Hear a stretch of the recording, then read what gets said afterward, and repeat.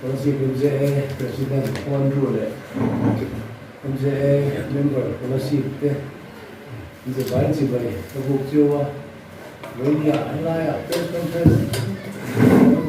na tin chỉ bảo bị trong vòng nên là bảo tôi xây cái điều đó chưa non luồng là mà được kia cái thằng còn qua là thằng hút tiền là cái rồi thêm thế rồi thì rồi một cái rất là nhiều vì đi căn qua kia thì căn thuốc cái việc chú căn đó căn hầm căn sạc qua hình Việt Nam BJP vào phong NDA thu India Alliance sa tu tapos zalen na tu po na Trump tu kan kadide tu the exam again in board road ti tu na ma de me ya tu ma hian apoi mo nai dang lam le kan kia kan tarau du then hian tu ma hian kan kal suar chuan BJP so ka le chuan asa na me lo tan chip tha de na ko ma hian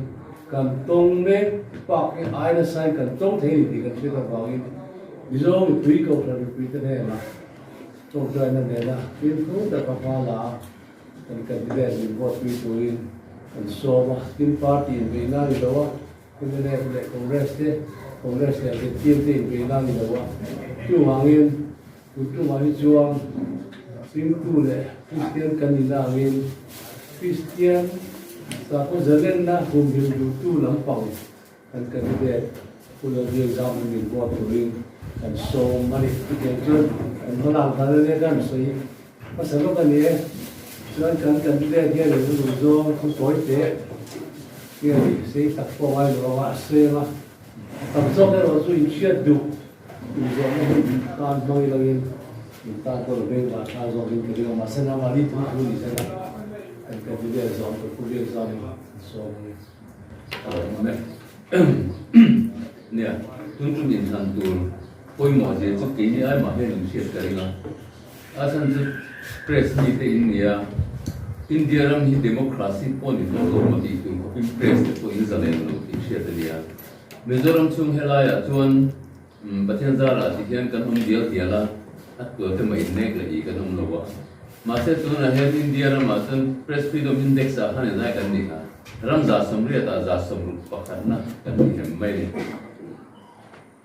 cái TV hay mainstream channel TV cái gì rồi giống cái em tập con đi đâu rồi ta đi ta dùng BJP cái propaganda machine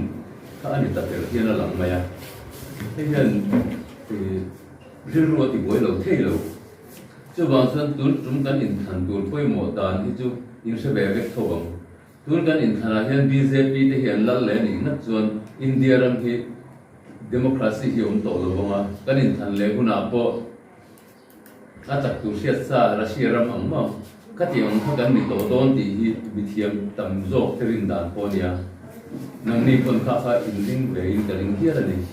chu wan chuan tun tu ma hi chuan kan pu so yang khan he kan in be na hi helai tual chung in be na politics ani to lo tôi chung mà chúng cần trần thủ dầu ngay tất tổ India mà minority American Muslim là Christian thì có vấn đề chết lên thì đủ đã cần gì cần thì mấy điều cái tiền mà po cần thân hạt rồi cho nên dâu bị cho tôi thằng cái là thế này cho nên tuấn mà in thân này cho nên cái sự han tôi chung in về na ngay tổ rồi bây giờ đủ lên MLS thành lệ đó là cái in về đó nha tôi là trong cần trần rồi tập tất ở ngoài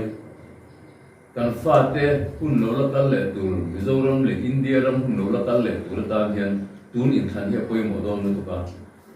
kha wang khanin khami ri ru wa ran chung khan bot kan kha he poi mo to ni ti kha sei hon na kan hong lu nge in du zom te on chen du zo la lo ai kan lo kula lai kan tru kui te kan kan ni de chun sia ka ve na ma mi kula ri di da XMLA ya ka ni na ma mi PC da tan sa ka general secretary ania social media kan GM ka ni ko ka ni di ka kan sei